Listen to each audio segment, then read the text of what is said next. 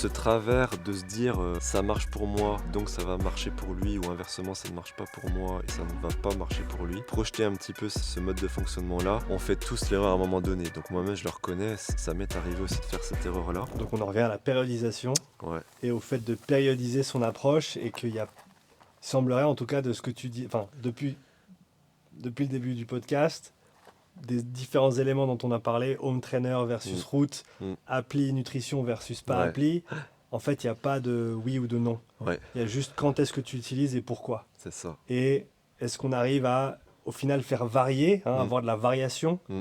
Je pense que il faut...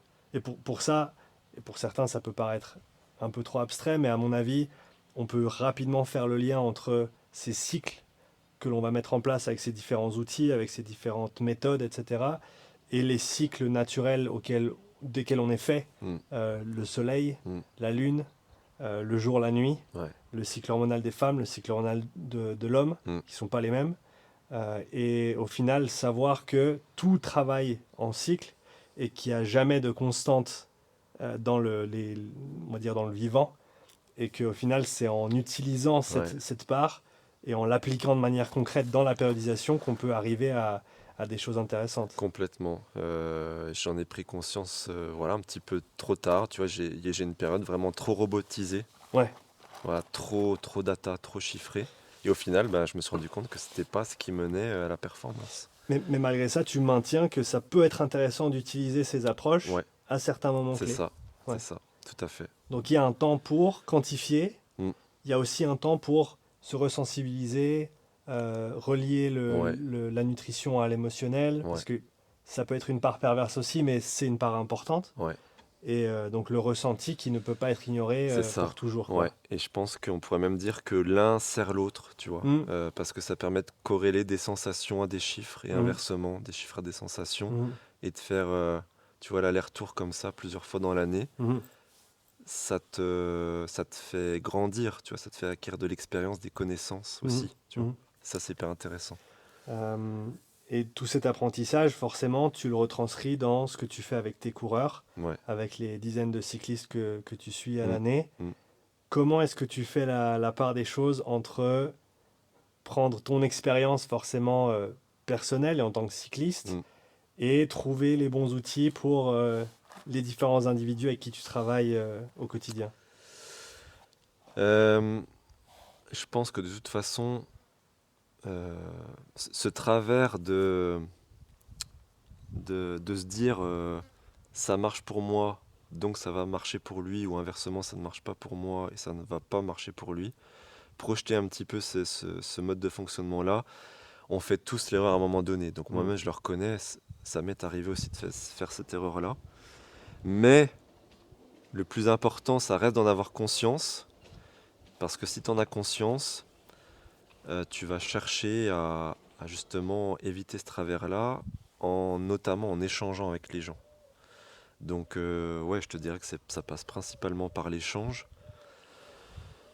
Alors après, c'est pareil, ça dépend des tempéraments, du temps que tu accordes à ça aussi. Moi-même, je reconnais que je suis pas non plus, sans doute pas l'entraîneur qui accorde le plus de temps aux échanges, à la communication, même si c'est important pour moi. Mais je pense que c'est hyper important. Je pense que moi, je me fie aussi beaucoup à ce qu'ils vont rentrer sur la plateforme d'entraînement. Voilà, parce que ça fait partie des retours aussi que j'ai.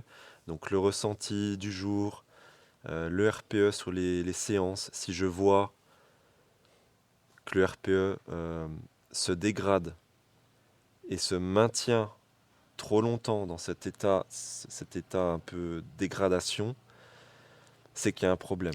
Quand tu dis un RPE qui se dégrade, tu veux dire quoi exactement? Comment ça se manifeste? Un RPE ou une sensation, tu vois.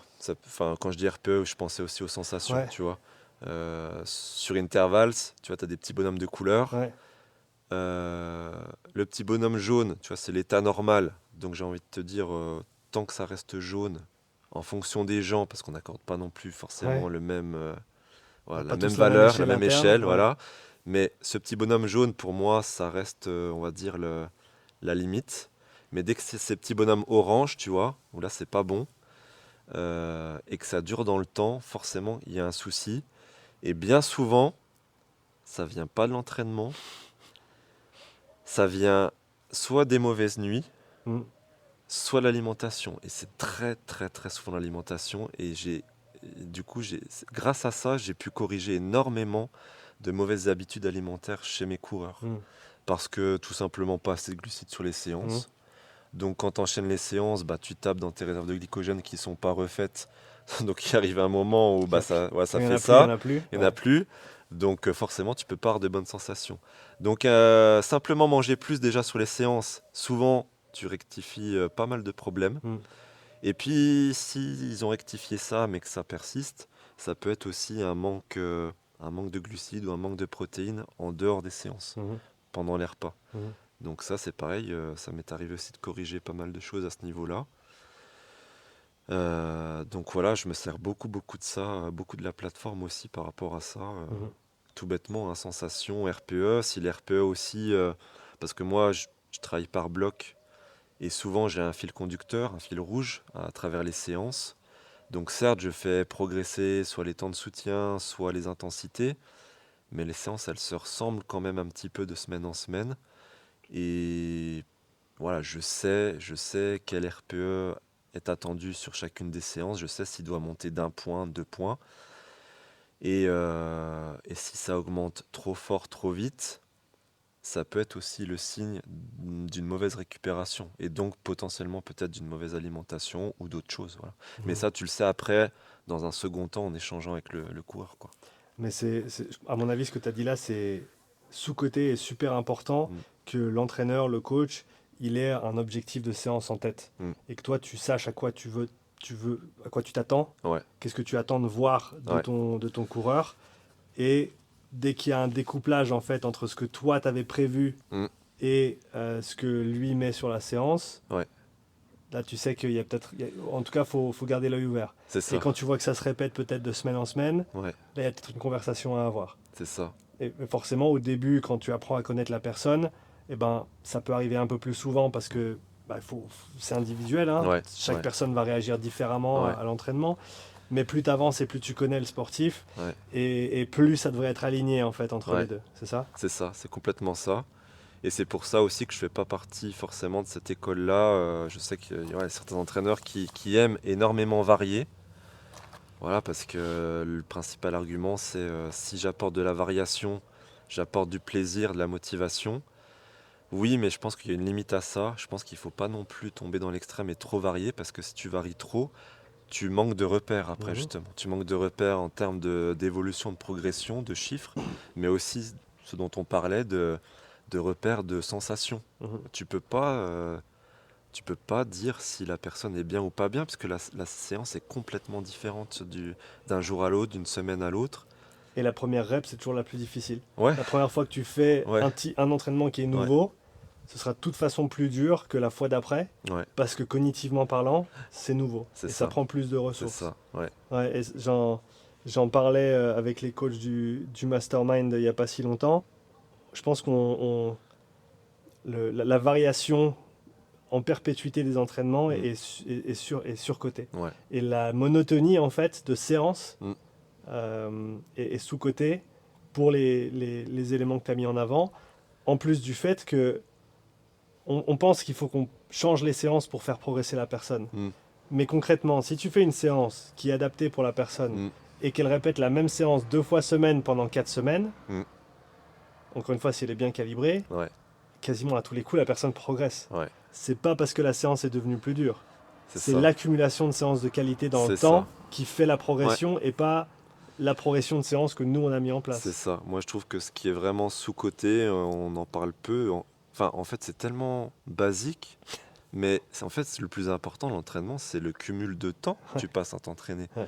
C'est pas de faire. Enfin, oui, varier les stimuli, on le sait, c'est important. Mais comme tu le disais, à l'échelle d'une saison, Mm, pas à l'échelle de 3 ou 4 semaines. mm, Donc c'est pour ça que moi je trouve ça hyper intéressant justement de garder un fil conducteur. Et c'est l'enchaînement des séances, comme tu le disais, de qualité, cumuler du temps dans les zones qui va te faire progresser. mm. Alors oui, au bout d'un moment, si tu fais ça pendant 2, 3, 4 mois sans changer, ton fil conducteur, oui, à un moment, tu vas stagner. Oui. Ou en tout cas, tu vas progresser beaucoup moins vite. Voilà. Donc c'est sûr il faut varier les blocs d'entraînement, les thématiques. Mais pas de là à varier les séances toutes les semaines. Enfin, changer la structure des séances de façon radicale, quoi. Et peut-être que plus la personne a d'expérience, plus tu peux te permettre de varier parce que plus ils ont de repères préalables C'est ça. sur les différents types de blocs de C'est séances, à ça. quoi Parce s'attendre, qu'après, tu comment peux les comparer de aborder. saison en saison, C'est ça. de bloc en bloc. Voilà. Quand il revient, tu as des repères. Avoir presque une séance clé par type de séance, si tu veux, Exactement. ou un truc que tu revisites périodiquement et tu sais Ouais. que on l'a fait il y a 3 mois, on l'a fait il y a 6 mois, on l'a fait il y a 9 mois. Ouais, On sait comment ça va se passer à peu près. c'est Si ça. le bloc a bien fonctionné, on devrait à peu près être là. Tout Et à au fait. final, encore une fois, c'est vraiment une vision macroscopique de la progression, quoi. Les séances deviennent des tests, tu vois. Voilà. Et du coup, quand tu as ces repères-là, tu peux aussi faire évoluer tes blocs sous d'autres modalités. Si ces notions de planification t'ont intéressé et que tu veux aller encore plus loin dans ta compréhension de la programmation de l'endurance, j'ouvre les portes de mon Mastermind Endurance pour la 3e saison. Inscription jusqu'au 18 septembre uniquement. Je te laisse écouter ce qu'en disent les élèves et je te retrouve pour plus d'infos dans la description. C'est comme si on était à l'école. Tu as donné aussi une formation qui était pour moi très claire. Tu as un support vidéo, tu as un support écrit, tu as un retour. T'es pas noyé dans une masse d'infos dès le départ. Là, ça arrive au compte-gouttes. Pour moi, c'est la meilleure formation que j'ai faite à l'heure actuelle. J'ai rien à dire sur ta formation parce qu'elle est vraiment très bien. Ça donne toutes les cartes en main d'un point de vue planification de l'endurance. Je travaille plus au hasard. Plus d'assurance et me sentir plus pro. N'importe quel coach qui s'intéresse à l'entraînement, je pense qu'il a tout intérêt à faire ce mastermind.